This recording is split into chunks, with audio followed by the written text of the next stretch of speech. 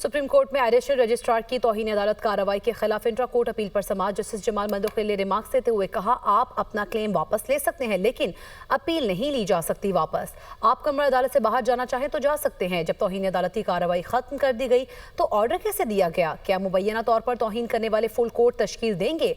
मरकजी केस आईनी बेंच के सामने समाअत के लिए मुकर्रर है। जस्टिस मोहम्मद अली मजहर ने कहा, तौहीन अदालत कानून में पूरा तरीकाकार बयान किया गया। दोनों कमेटियों को तौहीन करने वाले के तौर पर होल्ड किया गया। तरीकाकार तो ये होता है कि पहले नोटिस दिया जाता है। सारी दुनिया के लिए आर्टिकल 10A के तहत शफाफ ट्रायल का हक है।